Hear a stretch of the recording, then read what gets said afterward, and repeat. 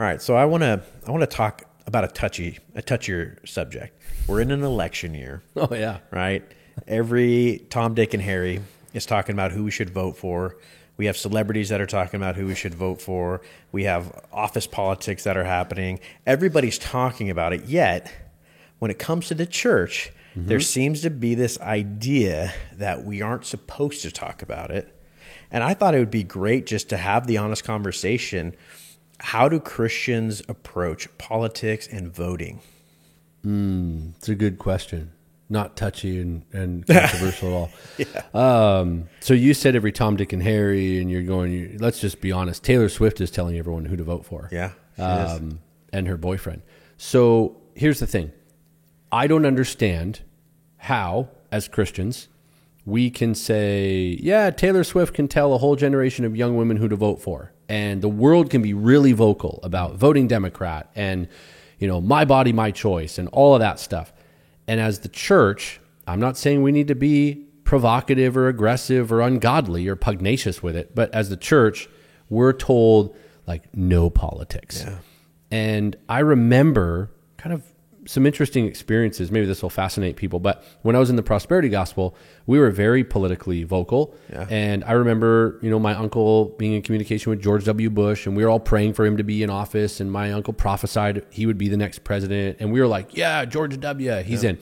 I get saved, but I kind of start out in sort of the seeker-driven world. We were sort of all in that. And I remember saying, hey, I know what the rules are in that world. Vocal as ever, we're prophesying it. What are the rules in this world? What do you guys do? And I remember being told, no politics. Yeah. No politics in the pulpit, no politics anywhere. Don't get into it because it'll be offensive. You create controversy, you create issues. Well, obviously, that was years ago.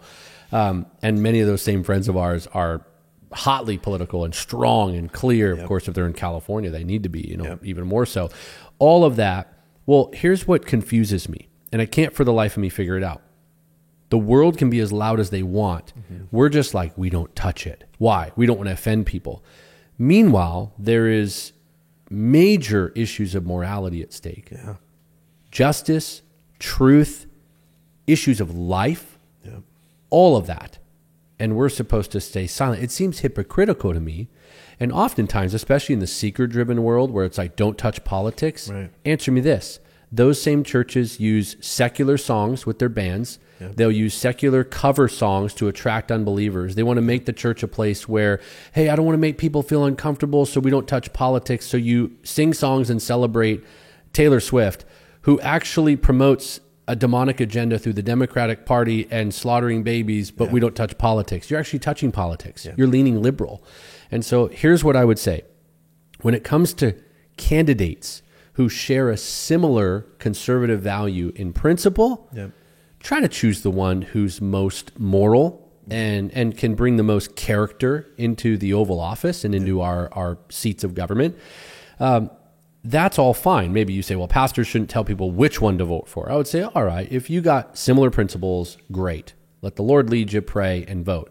But if we're talking about party lines here, we're no longer talking about some similarities with a few differences. We're talking about one party, the Democratic Party, which promotes a demonic agenda and has a historical, favorable view of slaughtering babies, and another party that, for all of its warts and sins and issues, please, we're not saying the Republican Party is godly by any stretch, but there is some sort of moral compass in there, and Christians that are fighting for biblical values. Do we always win? No. But is there a stream to flow in?